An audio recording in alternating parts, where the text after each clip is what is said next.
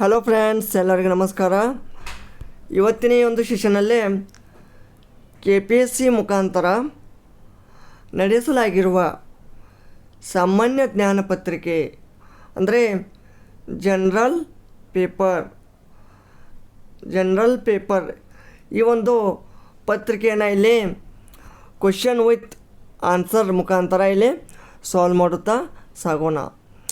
ನೋಡಿ ಫ್ರೆಂಡ್ಸ್, ಈ ಒಂದು KPSC ನಡೆಸಿರುವ ಈ ಒಂದು ಲಿಖಿತ ಪರೀಕ್ಷೆ, ಈ ಒಂದು GK ಪೇಪರು ಮುಂಬರುವ ಎಲ್ಲ ಒಂದು KPSCಯಿಂದ ಒಂದು ಅಪ್ಕಮಿಂಗ್ ಏನು ಎಕ್ಸಾಮ್ ಅದಾವಲ್ಲ, ಒಂದು KPSC ಮುಖಾಂತರ ನೇಮಕಾತಿ ಆಗುವ for example PDO, land surveyor ಮತ್ತು KS ಹುದ್ದೆಗಳಿಗೂ ಕೂಡ ಇದು ಒಂದು ಉಪಯುಕ್ತ ಆಗತ್ತಂತ ಇಲ್ಲಿ ನಾನು ಹೇಳೋಕ್ಕೆ ಇಷ್ಟಪಡ್ತೀನಿ. ಓಕೆನಾ.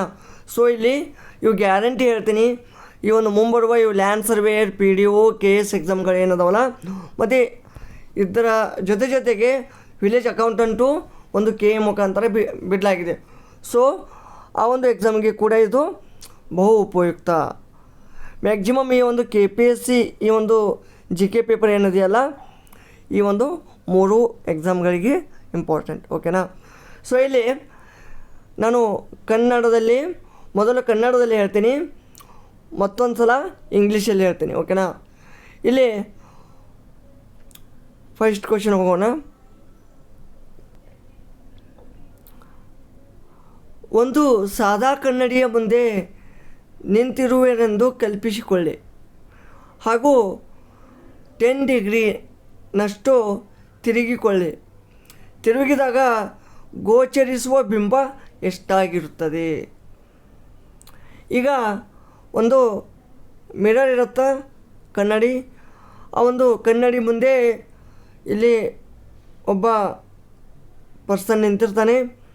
ಸೊ 10 ಡಿಗ್ರಿನಷ್ಟು ತಿರುಗಿಕೊಳ್ಳಿ. ಒಂದು 10 ಡಿಗ್ರಿ ಟರ್ನ್ ಆಗಬೇಕು. ಓಕೆನಾ. ಒಂದು 10 ಡಿಗ್ರಿ ಟರ್ನ್ ಆದಂದ್ರೆ ಅದರಾಗ ಈ ಮಿರರಲ್ಲಿ, ಇದು ಮಿರರು, ಈ ಒಂದು ಕನ್ನಡಿಯಲ್ಲಿ ನಿಮ್ಮ ಬಿಂಬ ಎಷ್ಟಾಗಿರ್ತದೆ, ಇಲ್ಲಿ ನಿಮ್ಮದು ಎಷ್ಟು ಬಿಂಬ ಆಗಿರ್ತದೆ ಅದನ್ನು ನೀವು ಇಲ್ಲಿ ಹೇಳಬೇಕು. ಸೊ ಇಲ್ಲಿ ನಾರ್ಮಲಾಗಿ ಹೇಳಬೇಕಪ್ಪ ಅಂದ್ರೆ ಈ ಒಂದು ಪ್ಲೇನ್ ಮಿರರ್, ಓಕೆನಾ, ಸಾದಾ ಕನ್ನಡಿ ಅಂದರೆ ಈ ಒಂದು ಪ್ಲೇನ್ ಮಿರರಲ್ಲಿ ಇಮೇಜ್ ಹೇಗೆ ಫಾರ್ಮ್ ಆಗುತ್ತಾ? Virtual and erect. ಓಕೆ.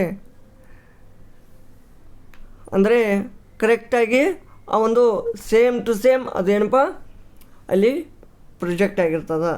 ಓಕೆನಾ. ಸೊ ಇಲ್ಲಿ distance of the image behind the mirror ಮತ್ತು distance of the object in front of the mirror ಇದು ಸೇಮ್ ಇರುತ್ತೆ. ಓಕೆನಾ. ಸೊ ಫಾರ್ ಎಕ್ಸಾಂಪಲ್ ಒಂದು ಇಂಗ್ಲೀಷಲ್ಲಿ ಹೇಳ್ಬೇಕಂದ್ರೆ ಈ ಡಿಸ್ಟನ್ಸ್ ಆಫ್ ದಿ ಇಮೇಜ್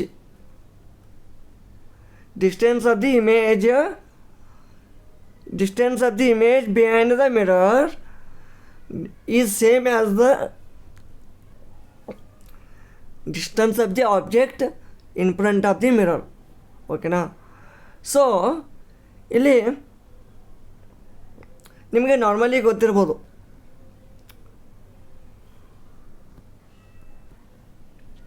ಇಲ್ಲಿ ಪ್ಲೇನ್ ಮಿರರಲ್ಲಿ ಏನಿರುತ್ತಪ್ಪ ಸಾದಾ ಕನ್ನಡಿಯಲ್ಲಿ. ಈಗ ಫಾರ್ ಎಕ್ಸಾಂಪಲ್ಲು F ಹೀಗೈತೆ ಅಂದ್ರೆ ಅದು ಮಿರರಲ್ಲಿ ಹೆಂಗೆ ಕಾಣುತ್ತೆ, ಹೀಗೆ ಒಂದು ಅಪಿಯರ್ ಆಗುತ್ತೆ. ನಿಮ್ಮದು ಕನ್ನಡಿ ಮುಂದೆ ನಿಂತ್ರ, ಓಕೆನಾ, ನಿಮ್ಮದು ರೈಟ್ ಹ್ಯಾಂಡ್ ಅಥವಾ ಒಂದು ಲೆಫ್ಟ್ ಹ್ಯಾಂಡ್, ನಿಮ್ಮದು ರೈಟ್ ಹ್ಯಾಂಡ್ ಅಂತ ನಿಮಗೆ ಒಂದು ಫೀಲ್ ಆಗುತ್ತೆ, ಆ ಥರ ಕಾಣುತ್ತೆ. ರೈಟ್ ಹ್ಯಾಂಡ ಲೆಫ್ಟ್ ಹ್ಯಾಂಡ್ ಅಂತ ಫೀಲ್ ಆಗುತ್ತೆ. ಓಕೆನಾ. ಬಟ್ ಇಲ್ಲಿ ನಾವು ಆನ್ಸರ್ಗೆ ಬಂದುಬಿಟ್ರೆ ಏನಾಗತ್ತಪ್ಪ ಅಂದ್ರೆ, ಸೊ ಇಲ್ಲಿ ಸಿಂಪಲಾಗಿ ಹೇಳ್ಬೇಕಂದ್ರೆ if a plane mirror is turned through the angle theta, ಓಕೆನಾ.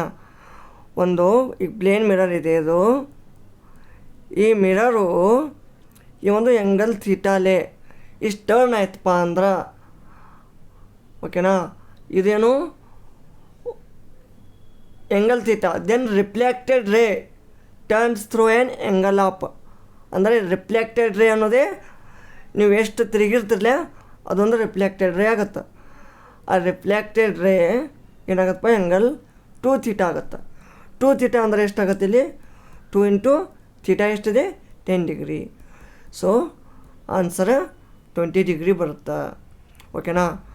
ಸೊ ಇಲ್ಲಿ ಕರೆಕ್ಟ್ ಆನ್ಸರ್ ಏನಪ್ಪ, ಆಪ್ಷನ್ 4 20 ಡಿಗ್ರಿ. ನೆಕ್ಸ್ಟ್ ಇಲ್ಲಿ ನೆಕ್ಸ್ಟ್ ಕ್ವಶನ್ ನೋಡೋಣ. ಭೂಮಿಯನ್ನು ಸಮೀಪಿಸುವ ಅಧಿಕ ಶಕ್ತಿಯ ವಿದ್ಯುದಾವೇಶವುಳ್ಳ ಕಣಗಳಲ್ಲಿ ಹೆಚ್ಚಿನವುಗಳನ್ನು ಹಿಡಿದಿಟ್ಟುಕೊಳ್ಳುವುದು. ಅಂದರೆ ಇಲ್ಲಿ ಭೂಮಿಯ ಮೇಲೆ ಇದೇನಪ್ಪ, ಈ ಒಂದು ಎನರ್ಜೆಟಿಕ್ ಚಾರ್ಜ್ಡ್ ಪಾರ್ಟಿಕಲ್ಸ್ ಬರ್ತಾವಲ್ಲ, ಅವು ಯಾವ ಒಂದು ಮುಖಾಂತರ ಅದನ್ನು ಹಿಡಿದಿಟ್ಟುಕೊಳ್ಳುತ್ತದೆ, ಓಕೆನಾ. ಸೊ ಇಲ್ಲಿ ವಾತಾವರಣ, Van Allen radiation belt, asteroid belt, Kuiper belt ಅಂತ ಬರುತ್ತೆ, ಓಕೆನಾ. ಸೊ ಇಲ್ಲಿ ಕರೆಕ್ಟ್ ಆನ್ಸರ್ ಏನಾಗುತ್ತಪ್ಪ ಅಂದರೆ ವಾನ್ ಅಲೆನ್ ರೇಡಿಯೇಷನ್ ಬೆಲ್ಟ್ ಆಗುತ್ತೆ. ಯಾಕಂದರೆ ಈ ವಾನ್ ಅಲೆನ್ ರೇಡಿಯೇಷನ್ ನೋಡಿ, Van Allen radiation, Van Allen radiation belt is a zone of energetic charged particles.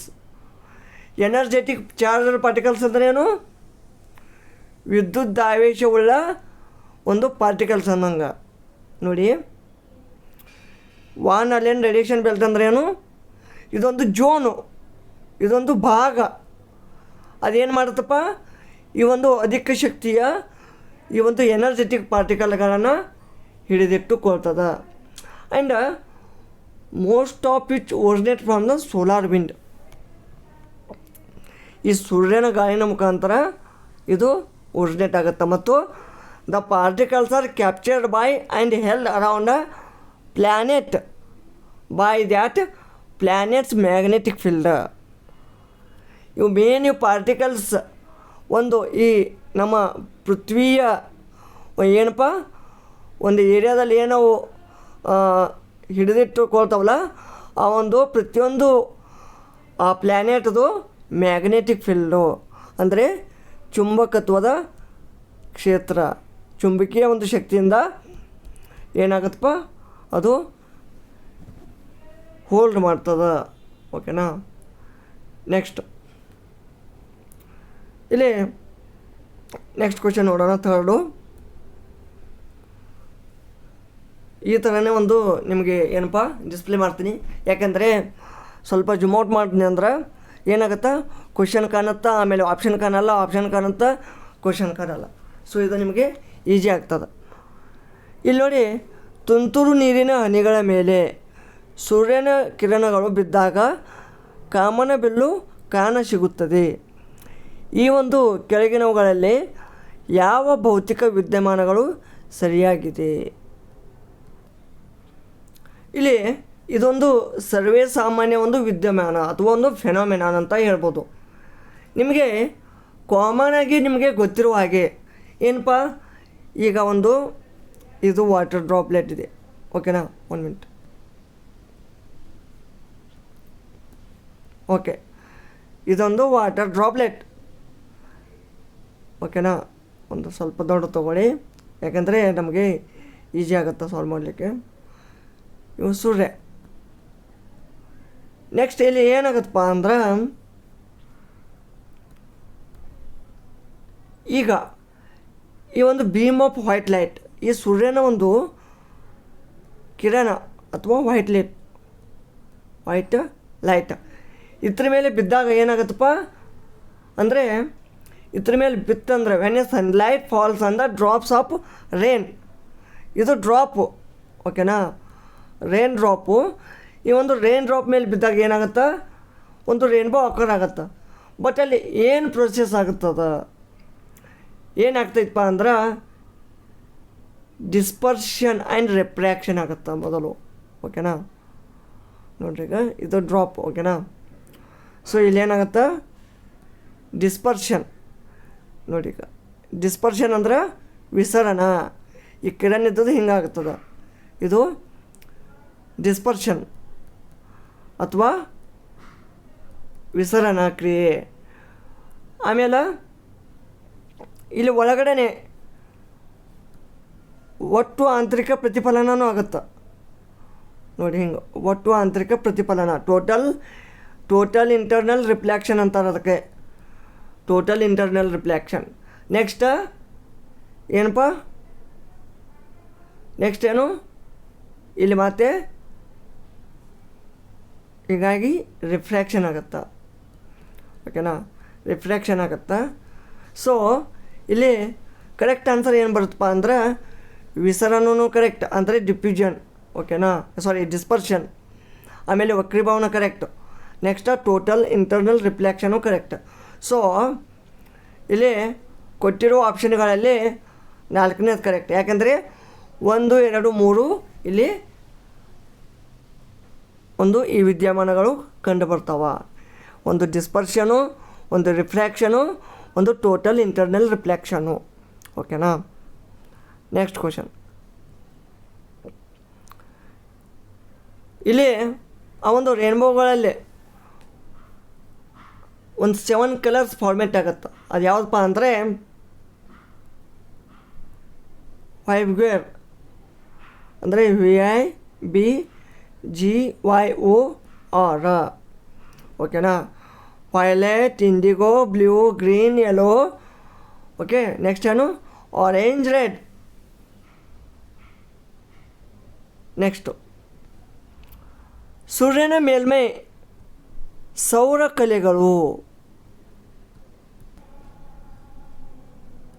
ಇಲ್ಲಿ ಕರೆಕ್ಟ್ ಆನ್ಸರ್ ಯಾವುದಾಗತ್ತಪ್ಪ ಅಂದ್ರೆ ಹೆಚ್ಚು ಕಾಂತಕ್ಷೇತ್ರಗಳ ವಲಯ, ಅಂದರೆ higher or stronger magnetic field, high magnetic field, ಓಕೆನಾ.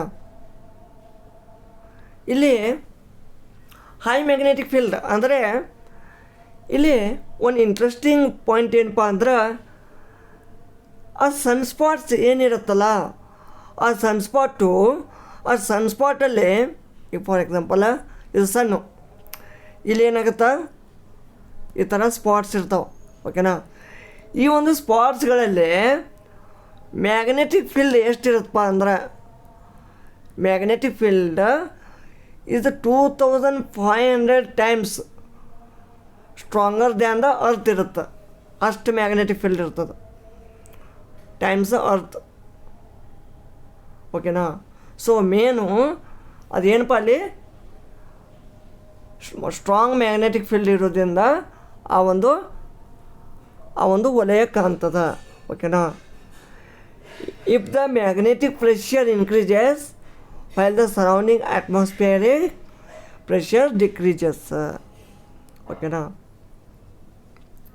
ಅಂದರೆ ಒಂದು ಈ ಕಾಂತಕ್ಷೇತ್ರದ ಒಂದು ಪ್ರೆಷರ್ ಒತ್ತಡ ಹೆಚ್ಚಾಯ್ತಪ್ಪ ಅಂದ್ರೆ ಒಂದು ಸರೌಂಡಿಂಗ್ ಒಂದು ವಾತಾವರಣದ ಒಂದು ಒತ್ತಡ ಕಡಿಮೆ ಆಗ್ತದೆ, ಓಕೆ.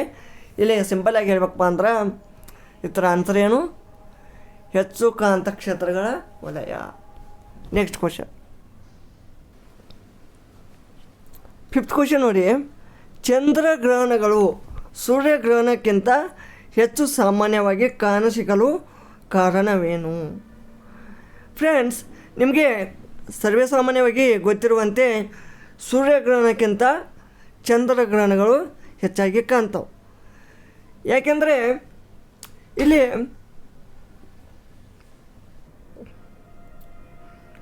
ಸಾಪೇಕ್ಷವಾಗಿ ಚಿಕ್ಕ ಗಾತ್ರದ ಚಂದ್ರನ ನೆರಳು ದೊಡ್ಡ ಗಾತ್ರದ ಭೂಮಿಯ ಮೇಲೆ ಬೀಳುವುದು. ಈಗ ಏನಾಗತ್ತಪ್ಪ, ಇದು ಚಂದ್ರ ಇಷ್ಟಿರ್ತಾನೆ, ಪೃಥ್ವಿ ಎಷ್ಟು ದೊಡ್ಡದಿದೆ. ಸೊ ಈ ಚಿಕ್ಕ ಗಾತ್ರದ ಚಂದ್ರನ ನೆರಳು ಏನಪ್ಪ, ದೊಡ್ಡ ಗಾತ್ರದ ಭೂಮಿ ಮೇಲೆ ಬೀಳೋದು ಮೇನ್ ರೀಸನ. ಸಿಂಪಲಾಗಿ ಹೇಳ್ಬೇಕಂದ್ರೆ earth it cost the more and bigger shadow on the Moon. ಚಂದ್ರನ ಮೇಲೆ ಅದ್ರ ನೆರಳು ಹೆಚ್ಚಿಗೆ ಬೀಳ್ತದೆ.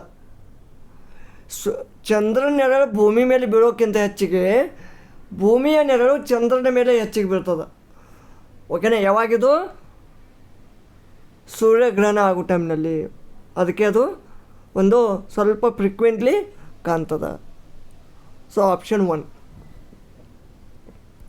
ನೆಕ್ಸ್ಟ್, ಶುಷ್ಕ ಮಂಜುಗಡ್ಡೆಯು. ಶುಷ್ಕ ಮಂಜುಗಡ್ಡೆಯು ಅಂದರೆ ಏನಪ್ಪ? ಕಾರ್ಬನ್ ಡೈಆಕ್ಸೈಡ್, ಸಾಲಿಡ್, ಇದು ಡ್ರೈ ಐಸ್. ಸಿಂಪಲಾಗಿ ಹೇಳ್ಬೇಕಂದ್ರೆ ಡ್ರೈ ಐಸ್. ಈ ಡ್ರೈ ಐಸ್ ಅಂದರೆ ಏನಪ್ಪ? ಘನ ಇಂಗಾಲದ ಡೈಆಕ್ಸೈಡ್ ಅಥವಾ solid CO2, solid carbon dioxide. ಇದು ಕರೆಕ್ಟ್. ಡಾಂಬರ್ ಗುಳಿಗೆಯಲ್ಲಿರುವ ರಾಸಾಯನಿಕ ವಸ್ತು. ಈಗ ಡಾಂಬರ್ ಗುಳಿಗೆನ ಯೂಸ್ ಮಾಡ್ತೀರಿ, ಅದಕ್ಕೆ ನಾರ್ಮಲಾಗಿ ಏನಂತಾರಪ್ಪ? Mouth balls. ಈ ಒಂದು ಮೌತ್ ಬಾಲ್ಸಲ್ಲಿ ಏನಿರ್ತದಪ್ಪ ಕಾಮನ್ಲಿ? ನ್ಯಾಪ್ಥಲಿನ್ ಅಥವಾ ಪ್ಯಾರಾ ಡೈಕ್ಲೋರೋ ಬೆಂಜಿನ್. ನೋಡಿರಿ, para dichloro benzene, para dichloro benzene ಇದು ಇರುತ್ತೆ. ಓಕೆನಾ? ಸೊ ಇಲ್ಲಿ ಕರೆಕ್ಟ್ ಆನ್ಸರ್ ಏನು? ಆಪ್ಷನ್ 3. ನೆಕ್ಸ್ಟು, 3 ಬಲ್ಬ್ಗಳನ್ನು ಒಂದು ವೋಲ್ಟೇಜ್ ಮೂಲಕ್ಕೆ ಸಾಲಾಗಿ ಸೇರಿಸಿದೆ. ಅವುಗಳೊಂದು ಒಂದು ಬಲ್ಬ್ ಸುಟ್ಟು ಹೋದರೆ ಏನಾಗುತ್ತೆ?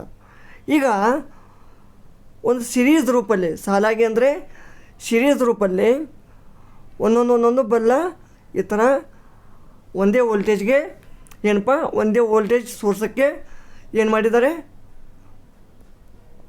ಅಟ್ಯಾಚ್ ಮಾಡಿದ್ದಾರೆ. ಅದರಲ್ಲಿ ಈ ಒಂದು ಬಲ್ಬು ಸುಟ್ಟು ಹೋಯ್ತು, ಬರ್ನ್ ಆಯಿತು. ಅವಾಗ ಏನಾಗುತ್ತಪ್ಪ? Other bulbs would not be able to glow. ಅವು ಉಳಿದೆರಡು ಬಲ್ಬ್ಗಳು ಏನಾಗ್ತಾವು? ಅವು ಕೂಡ ನಂದಿ ಹೋಗ್ತಾವ. ಓಕೆನಾ? ಅಂದರೆ ಅವು ಕೂಡ ಸುಟ್ಟು ಹೋಗ್ತಾವ. ನೆಕ್ಸ್ಟ್, ಅತಿ ಹೆಚ್ಚು ವೇಗವಾಗಿ ಬೆಳೆಯುವ ಸಸ್ಯ. The fastest growing plant on the earth ಯಾವುದಪ್ಪ? ಬಿದಿರು. ಬಿದಿರು ಅಂದರೆ ಯಾವುದು? ಬಾಂಬು. ಈ ಒಂದು ಬಾಂಬು ಇದು fastest growing plant on the earth. In fact ಏನಪ್ಪ, ಸಿಂಪಲಾಗಿ ಹೇಳ್ಬೇಕಂದ್ರೆ ಚೈನೀಸ್ ಮೋಸೋ ಬಾಂಬು ಅಂತ ಬರ್ತದೆ. ಅದು ಯಾವುದು? ಬಾಂಬು ಅಲ್ಲೇ ಡಿಫ್ರೆಂಟ್ ಟೈಪ್ ಇದ್ದಾವೆ. ಚೈನೀಸ್ ಮೋಸೋ ಬಾಂಬು ಇದು ಪ್ರತಿ ದಿನಕ್ಕೆ it can grow 1 metre single day. 1 metre ಒಂದು ದಿವಸಿಗೆ 1 ಮೀಟರ್ ಅದು ಬೆಳೀತದೆ. ಓಕೆನಾ? ನೆಕ್ಸ್ಟ್, ಹಸಿರು ಗೊಬ್ಬರಕ್ಕಾಗಿ, ಓಕೆನಾ, ಆರ್ ಗ್ರೀನ್ ಮ್ಯಾನ್ಯೂರ್ ಈ ಕೆಳಗಿನ ಯಾವ ಸಸ್ಯವನ್ನು ಬಳಸಲಾಗುತ್ತದೆ? ಯಾವ್ದು ಬಳಸ್ತಾರಪ್ಪ? ಫಾರ್ ದ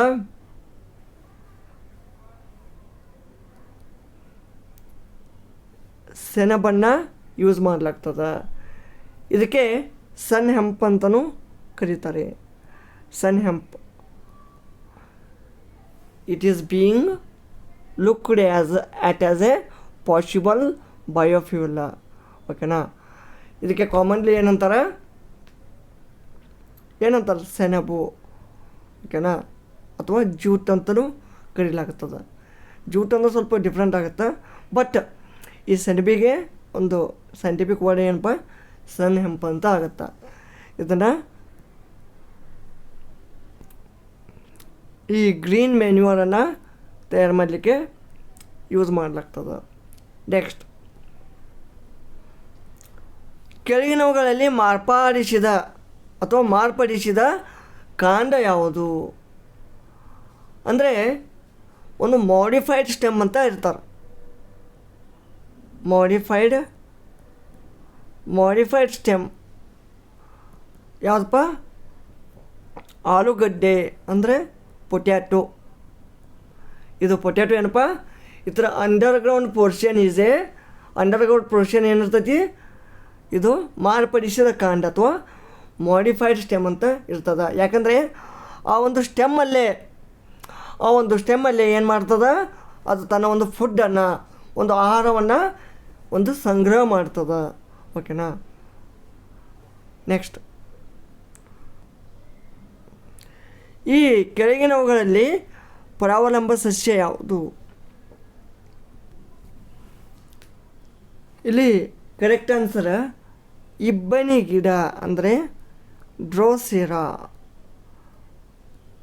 ಮತ್ತು ಎಕ್ಸಾಂಪಲ್ ಯಾವುವು? ಕಸ್ಕುಟ ಮತ್ತು ಗೋಸ್ಟ್ ಪ್ಲ್ಯಾಂಟ್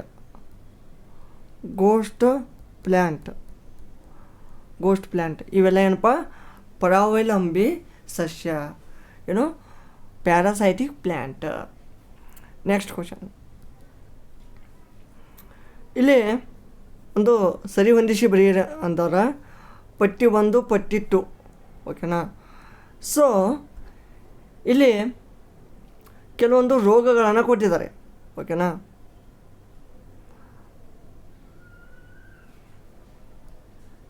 ಇನ್ನೊಂದು ಕ್ವಶನ್ ಉಳಿತು, ಜಸ್ಟ್ ಅ ಮಿನಿಟ್. ಓಕೆ, ಸಾರಿ. 2020 2020 ಹಕ್ಕಿ ಹಬ್ಬ ಎಂದು ಪ್ರಸಿದ್ಧವಾಗಿರುವ ಕರ್ನಾಟಕ ಹಕ್ಕಿ ಹಬ್ಬವನ್ನು ಎಲ್ಲಿ ನಡೆಸಲಾಯಿತು? ಇದು current affairs question. Nandi hills. ಇದೆಲ್ಲಿ ಬರುತ್ತೆ? Chikkaballapur, near to Bangalore. ಓಕೆನಾ. ಸೊ ಇದು ಕರೆಕ್ಟು. ಇಲ್ಲಿ ನೋಡಿ, ಈಗಾಗಲೇ ಹೇಳಿದಾಗೆ ಇಲ್ಲಿ ಪಟ್ಟಿ 1 ಕಲುಷಿತ ಕೊಟ್ಟಿದ್ದಾರೆ. ಅಂದರೆ ಆ ಒಂದು ಕಲುಷಿತದಿಂದ ಯಾವ ರೋಗ ಬರುತ್ತದೆ. ಸೊ ಇಲ್ಲಿ ಕರೆಕ್ಟ್ ಏನಾಗತ್ತಪ್ಪ ಅಂದ್ರೆ,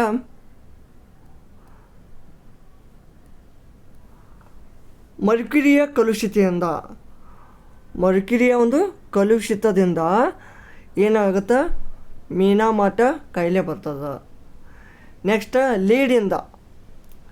ಲೀಡ್ ಸೀಸದ ಒಂದು ಕಲುಷಿತದಿಂದ, ಸೆಕೆಂಡ್ ಯಾವುದು? ಅರ್ಸೆನಿಕ್ದಿಂದ ಯಾವುದು ಬರ್ತದಪ್ಪ? ಅರ್ಸೆನಿಕ್ದಿಂದ ಕ್ಯಾನ್ಸರ್ ಮತ್ತು ಚರ್ಮದ ಗಾಯ. ಓಕೆನಾ. ಸೀಸದಿಂದ ಪಾರ್ಕಿನ್ಸನ್ ಕಾಯಿಲೆ. ಕ್ಯಾಡ್ಮಿಯಂ ಕಲುಷಿತದಿಂದ ಇಟಾಯಿ ಕಾಯಿಲೆ. ಓಕೆನಾ. ಸೊ ಇದಕ್ಕೆ ಸರಿ ಒಂದು ಇಲ್ಲಿ answer ಯಾವುದಾಗತ್ತಪ್ಪ? Option number 3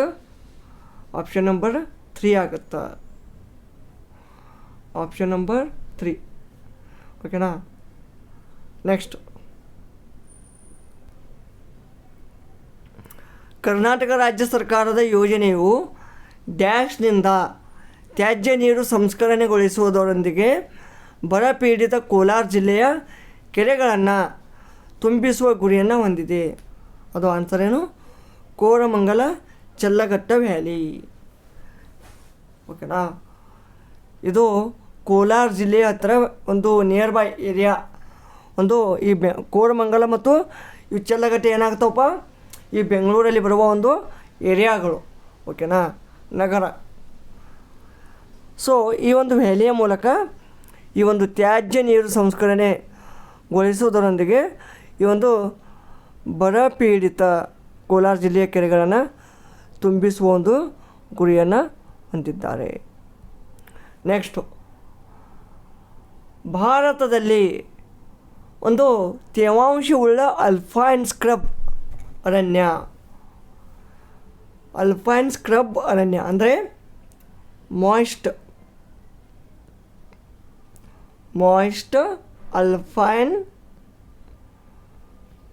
alpine scrub.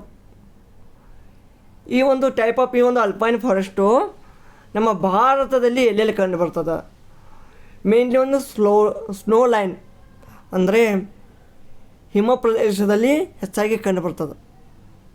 But ಈ ಕೆಳಗೆ ಕೊಟ್ಟ ಒಂದು ಆಪ್ಷನ್ಗಳಲ್ಲಿ ಎಲ್ಲಿ ಕಂಡು ಬರ್ತದೆ? ನಮಗೆ ನಾರ್ಮಲಾಗಿ ಗೊತ್ತಿರುವಂಗೆ ಅರುಣಾಚಲ್ ಪ್ರದೇಶದಲ್ಲಿ ಬರ್ತದೆ, ಸಿಕ್ಕಿಂದಲ್ಲಿ ಬರ್ತದೆ, ವೆಸ್ಟ್ ಬೆಂಗಾಲ್ದಲ್ಲಿ ಬರ್ತದೆ.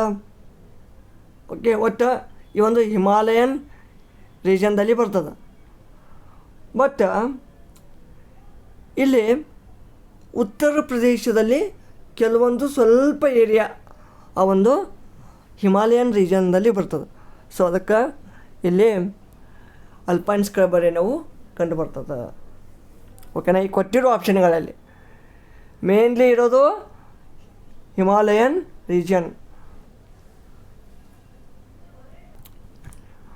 ಅರುಣಾಚಲ್ ಪ್ರದೇಶ್, ಸಿಕ್ಕಿಂ, ವೆಸ್ಟ್ ಬೆಂಗಾಲ್ ಈ ಒಂದು ಪ್ರಮುಖ ಏನಪ್ಪ ರಾಜ್ಯಗಳು. ನೆಕ್ಸ್ಟ್, ಪರಿಸರ ವಿಜ್ಞಾನದ ಹೆಜ್ಜೆ ಗುರುತುಗಳನ್ನು ಡ್ಯಾಶ್ ಅಳೆಯಲಾಗುತ್ತದೆ. ಏನಪ್ಪ? The ecological footprint measures the ಏನು ಮೇಜರ್ ಮಾಡ್ತದಪ್ಪ? It measures the amount of biologically productive land and sea area and individual region all of humanity. ಓಕೆನಾ? ಈಗ ಸಿಂಪಲಾಗಿ ಹೇಳ್ಬೇಕಪ್ಪ ಅಂದ್ರೆ ಭೂಮಿಯ ಒಂದು ಪರಿಸರ ವ್ಯವಸ್ಥೆಯ ಮೇಲೆ ಮಾನವನ ಬೇಡಿಕೆಯಿಂದ ಆ ಒಂದು ಹೆಜ್ಜೆ ಗುರುತುಗಳನ್ನು ಫುಟ್ ಪ್ರಿಂಟ್ಗಳನ್ನು ಮೇಜರ್ ಮಾಡಲಾಗ್ತದೆ. ಓಕೆನಾ? ನೆಕ್ಸ್ಟ್, ಇಲ್ಲಿ ಒಂದು 4 ಸಮಾವೇಶದ ಹೆಸರು ಕೊಟ್ಟಿದ್ದಾರೆ. ಅದರ ಉದ್ದೇಶ ಯಾವುದಂತ ಕೇಳಿದ್ದಾರೆ. ಓಕೆನಾ? ಸೊ ಒಂದನೇದು ರಾಮ್ಸರ್. ಈ ಒಂದು ರಾಮ್ಸರ್ ಕನ್ವೆನ್ಷನ್ ಅಥವಾ ಈ ಒಂದು ರಾಮ್ಸರ್ ಸಮಾವೇಶ ತೇವಭೂಮಿಗಳ ರಕ್ಷಣೆಗಾಗಿ ಇದು ನಡೀತದೆ. ಯಾವಾಗ ನಡೀತದಪ್ಪ ಇದು? 1971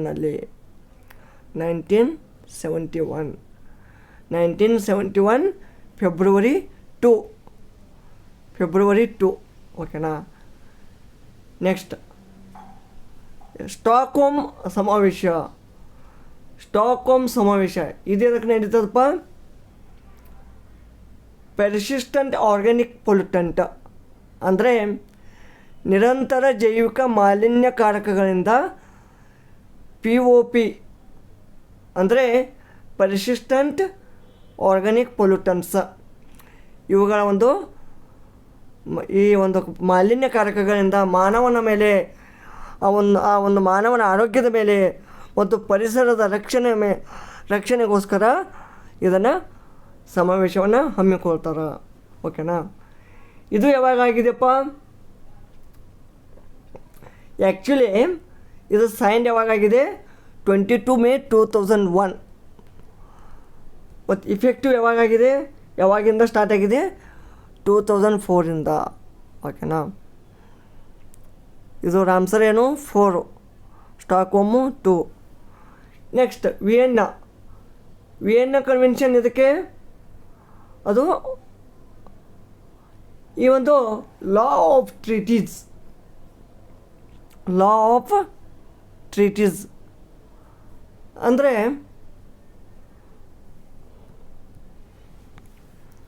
ಓಕೆನಾ? ಇಲ್ಲಿ ವಿಯೆನ್ನಾ ಯಾವುದು? Vienna law of treaties on the for ozone depletion of layer. Ozone ಲೇಯರ್ದು ಒಂದು ನಾಶವಾಗಬಾರ್ದಂತ ಈ ಒಂದು ಓಜೋನ್ ಪದರದ ರಕ್ಷಣೆಗೋಸ್ಕರ ಈ ಒಂದು ಏನಪ್ಪ ಸಮಾವೇಶನ ಹಮ್ಮಿಕೊಳ್ತಾರೆ. ನೆಕ್ಸ್ಟ್ ಬಾನ್, ಇದು ಓಜೋನ್ ಯಾವಾಗ ಆಗ್ತದೆ? ಈ Vienna convention on law of treaties 1980. So ಬಾನ್ ಎದರಿಗೋಸ್ಕರ ಆಗುತ್ತಂತ ನಾನು ಕಾಮೆಂಟ್ ಸೆಕ್ಷನಲ್ಲಿ ತಿಳಿಸಿ. ಸೊ ಇಲ್ಲಿ ಮೇಲಿನ ಯಾವ ಜೋಡಿಗಳು ಸರಿಯಾಗಿ ಒಂದು ಹೊಂದಿಕೆ ಆಗ್ತಾವಂತ ಕೇಳಿದ್ದಾರೆ. ಇಲ್ಲಿ ಹೊಂದಿಕೆ ಆಗುವು ಏನಪ್ಪ, ಈ ರಾಮ್ಸರ್ ಇರೋದು ಇದಕ್ಕೆ ಬರ್ತದೆ, ಬಟ್ ಇದು ವಲಸೆ ಪಕ್ಷಿಗಳ ಸಂರಕ್ಷಣೆ ಅಂದಿದ್ದಾರೆ. ರಾಂಗು, ಇದು ರಾಂಗು. ಸೊ ಬಿ ಮತ್ತು ಸಿ ಕರೆಕ್ಟು. ಬಿ ಮತ್ತು ಸಿ ಕರೆಕ್ಟು. ನೆಕ್ಸ್ಟ್, ಭಾರತದಲ್ಲಿ ಕೇಂದ್ರ ಮಾಲಿನ್ಯ ನಿಯಂತ್ರಣ ಮಂಡಳಿ CPCB ಈ ಒಂದು ಮಂಡಳಿ ಅನುಸಾರ ದೊಡ್ಡ ನಗರಗಳಲ್ಲಿ ಘನತ್ಯಾಜ್ಯವು ಪ್ರತಿದಿನ ತಲಾವಾರು ಎಷ್ಟು ಉತ್ಪತ್ತಿ ಆಗ್ತದೆ? ಸೊ ಕೆಲವೊಂದು ಸಿಟೀಸ್ಗಳನ್ನು ಮೆನ್ಷನ್ ಮಾಡಿದಾಗ ಎಷ್ಟಿದೆಯಪ್ಪ, ಅದು ಸರಾಸರಿ 0.1 to 0.6 kg per day, capita per day. Okay, kg per capita per day ಅಂದರೆ ಪ್ರತಿಯೊಬ್ಬರಿಂದ 0.6 kg. ಓಕೆನಾ? ಅದು ಬರೀ ಒಂದು ಸಿಟಿಯಲ್ಲಿ ಅಲ್ಲ, ಪ್ರತಿಯೊಬ್ಬ ಒಂದು ಪರ್ ಹೆಡ್ ಒಂದು ಅಷ್ಟು ವೇಸ್ಟ್ ಜನ್ರೇಷನ್ ಆಗ್ತದೆ. ಸೊ ಇಲ್ಲಿ ನಿಯರ್ ಬೈ ಆನ್ಸರ್ ಏನು ಬರ್ತದೆ? 0.5 kg ಅಂತ ಬರ್ತದೆ. ಓಕೆನಾ? ಸೊ ಇಲ್ಲಿ ಕರೆಕ್ಟ್ ಆನ್ಸರ್ ಏನಪ್ಪ? 0.5 kg. ನೆಕ್ಸ್ಟ್ ಕ್ವಶನ್, ಕೆಳಗಿನ ಒಂದು 4 ಆಯ್ಕೆಗಳಲ್ಲಿ ಸರಿ ಉತ್ತರವನ್ನು ಆಯ್ಕೆ ಮಾಡಿ. ಪಶ್ಚಿಮ ಘಟ್ಟ ಪ್ರದೇಶವು ಅತಿ ಹೆಚ್ಚು ಸ್ಥಾನಿಕ ಪ್ರಭೇದ ಶ್ರೀಮಂತಿಕೆಯನ್ನು ಹೊಂದಿದೆ. ಇದೊಂದು ಹೇಳಿಕೆ. ಓಕೆನಾ? ಇದು ಹೇಳಿಕೆ. ಕಾರಣ ಏನು? ಸ್ಥಾನಿಕ ಪ್ರಭೇದಗಳ ವಿತರಣೆಯು ಪಶ್ಚಿಮ ಘಟ್ಟ ಪ್ರದೇಶಕ್ಕೆ ಮಾತ್ರ ಸೀಮಿತಗೊಂಡಿದೆ. ಇಲ್ಲಿ ಏನಾಗ್ತದೆ? ಇಲ್ಲಿ ಕರೆಕ್ಟ್ ಆನ್ಸರ್ ಏನಾಗ್ತದಪ್ಪ ಅಂದ್ರೆ ಆಪ್ಷನ್ ನಂಬರ್ 2 ಆಗ್ತದೆ. ಎ ಮತ್ತು ಆರ್ ಎರಡೂ ಸರಿ. ಇವು ಹೇಳಿಕೆ ಕಾರಣ ಕರೆಕ್ಟ್ ಅದಾವೆ, ಬಟ್ ಈ ಒಂದು ಹೇಳಿಕೆಗೆ ಇದು ಕಾರಣವಲ್ಲ, ಅದರ ಒಂದು ವಿವರಣೆ ಸರಿಯಾಗಿಲ್ಲ. ಓಕೆನಾ? ನೆಕ್ಸ್ಟ್, ಪಶ್ಚಿಮ ಘಟ್ಟ ಅಂದರೆ ಏನಪ್ಪ? ವೆಸ್ಟರ್ನ್ ಘಾಟ್ಸ್. ಅರ್ಥ ಆಯ್ತಾ? ಕೆಳಗಿನವುಗಳಲ್ಲಿ ಯಾವ ದೇಶವು 2020 ಅಥವಾ 21 ವಿಶ್ವ ಪರಿಸರ ದಿನವನ್ನು ಆಯೋಜಿಸಿತ್ತು? ವಿಶ್ವ ಪರಿಸರ ದಿನ ಅಂದರೆ ವರ್ಲ್ಡ್ ಎನ್ವೈರ್ಮೆಂಟ್ ಡೇ. ಇದು ಹೋಸ್ಟ್ ಮಾಡೋ ಕಂಟ್ರಿ ಯಾವುದಪ್ಪ ಅಂದ್ರೆ ಪಾಕಿಸ್ತಾನ. ಇದು ಕರೆಂಟ್ ಅಫೇರ್ಸ್ ಮೇಲೆ ಕೇಳಲಾದ ಒಂದು ಕ್ವಶನ್ ಆಗಿತ್ತು. ಆ ಒಂದು 2021 ಅದು ಹೋಸ್ಟ್ ಮಾಡಲಾಗಿತ್ತು. ನೆಕ್ಸ್ಟ್ ಕ್ವಶನ್, ವಿಶ್ವ ಜೌಗು ಪ್ರದೇಶ ದಿನವನ್ನು ಯಾವ ದಿನದಂದು ಆಚರಿಸ್ತಾರೆ? ಅದು ಫೆಬ್ರವರಿ 2. ಈಗ ತಾನೇ ಜಸ್ಟ್ ಒಂದು ಹಿಂದಿನ ಒಂದು ಕ್ವಶನದಲ್ಲಿ ಓದಿಕೊಂಡು ಬಂದೆವು. ಏನಪ್ಪ? ವರ್ಲ್ಡ್ಸ್ ವೆಟ್ಲ್ಯಾಂಡ್ ಈ ಥರ ಒಂದು ಸಂರಕ್ಷಣೆ ಕನ್ಸರ್ವೇಷನ್ ಮಾಡೋ ಸಲುವಾಗಿ ರಾಮ್ಸರ್ ಸೈಟ್ ರಾಮ್ಸರ್ ಕನ್ವೆನ್ಷನ್ ಅನ್ನು ಏನಪ್ಪ 1971 ಫೆಬ್ರವರಿ 2 ಅಂದ ಅದು ಸೈನ್ ಮಾಡ್ತಾರೆ. ಓಕೆನಾ? ಸೊ ಫೆಬ್ರವರಿ 2 ಇದು ವಿಶ್ವ ಜೌಗು ಪ್ರದೇಶ ದಿನ. ನೆಕ್ಸ್ಟ್, ಕರ್ನಾಟಕ ರಾಜ್ಯ ಮಾಲಿನ್ಯ ನಿಯಂತ್ರಣ ಮಂಡಳಿ ಸ್ಥಾಪನೆಯಾದ ವರ್ಷ ಯಾವುದು? Karnataka state pollution control board. ಓಕೆನಾ? KSPCB ಇದು ಯಾವಾಗ ಸ್ಥಾಪನೆ ಆಗ್ತದೆ? ಇದು ಸ್ಥಾಪನೆಯಾದ ಒಂದು ವರ್ಷ ಯಾವುದಪ್ಪ ಅಂದ್ರೆ 1970. 74 ಇನ್ನು 21 ಸೆಪ್ಟೆಂಬರ್. ಓಕೆನಾ. ಈ ಒಂದು Karnataka state pollution control board ಎಲ್ಲಿ ಬರ್ತದಪ್ಪ? ಬೆಂಗಳೂರು. ಓಕೆನಾ. ನೆಕ್ಸ್ಟು, ಜಾಗತಿಕ ತಾಪಮಾನ ಸಮಾವೇಶಕ್ಕೆ ಸಂಬಂಧಿಸಿದಂತೆ UNFCCಯ ಒಂದು ಪೂರ್ಣ ರೂಪ ಯಾವುದು? ಅಂದರೆ UNFCC ತ್ರಿಬಲ್ ಸಿ ಬರ್ತದೆ. ಓಕೆನಾ. ಹಿಂಗಂದರೆ U for United, N for Nations, F for framework, C for convention. ಓಕೆನಾ, ಕನ್ವೆನ್ಷನ್. ಮತ್ತೊಂದು C for climate, next C for change. So United nation framework convention on climate change. Correct option option 1 United nation framework convention on climate change. Next, ಇಲ್ಲಿ last question ನೋಡೋಣ ಈ ಒಂದು ಸೆಷನಲ್ಲಿ. ಓಕೆನಾ. ಕೆಳಗಿನವುಗಳನ್ನು ಪರಿಗಣಿಸಿ. ಆಸ್ಮಾನ್ ಯೋಜನೆ, ಮೌಸಮ್ ಯೋಜನೆ, ಮೇಘರಾಜ್ ಯೋಜನೆ. ಮೇಲಿನವುಗಳಲ್ಲಿ ಕ್ಲೌಡ್ ಕಂಪ್ಯೂಟಿಂಗ್ ಮೂಲಕ ಯಾವುದು ಈ ಆಡಳಿತವನ್ನು ಒಳಗೊಂಡಿದೆ? ಸೊ ಇಲ್ಲಿ ಕರೆಕ್ಟ್ ಆನ್ಸರ್ ಏನಾಗುತ್ತಪ್ಪ ಅಂದ್ರೆ ಆಪ್ಷನ್ ನಂಬರ್ 3 ಆಗುತ್ತೆ. 3 ಅಂದರೆ ಸಿ ಮಾತ್ರ. ಓಕೆನಾ. ಸೊ ಇಲ್ಲಿ ಮೇಘರಾಜ್ ಯೋಜನೆ ಮಾತ್ರ ಈ ಒಂದು ಕ್ಲೌಡ್ ಕಂಪ್ಯೂಟಿಂಗ್ ಮೂಲಕ ಈ ಒಂದು ಈ ಆಡಳಿತವನ್ನು ಒಳಗೊಂಡಿದೆ. ಓಕೆನಾ. ಮುಂದಿನ ಒಂದು ಸೆಷನಲ್ಲಿ ಮುಂದಿನ ಒಂದು ಟಾಪ್ 25 ಈ ಒಂದು ಕ್ವಶನ್ಸ್ಗಳನ್ನು ಬಿಡಿಸೋಣ. ಈಗ 1 to 25 ಸಾಲ್ವ್ ಮಾಡಿದ್ವಿ. ಸಪೋಸ್ ಬೈ ಮಿಸ್ಟೇಕ್ ಏನಾದರೂ ಮಿಸ್ಟೇಕ್ ಆಗಿದ್ದರೆ ಫ್ರೆಂಡ್ಸ್ ದಯವಿಟ್ಟು ಕ್ಷಮೆ ಕೇಳ್ತೀನಿ. ಏನಾದರೂ ಚೇಂಜಸ್ ಇದ್ದರೆ ಆನ್ಸರ್ಗಳಲ್ಲಿ ಏನಾದರೂ ಒಂದು ಮಿಸ್ಟೇಕ್ ಆಗಿದ್ದರೆ ದಯವಿಟ್ಟು ಕಾಮೆಂಟ್ ಸೆಕ್ಷನಲ್ಲಿ ತಿಳಿಸಿ ಮತ್ತು ಕರೆಕ್ಷನ್ ಮಾಡ್ಕೊಳ್ಳಿ. ಧನ್ಯವಾದಗಳು.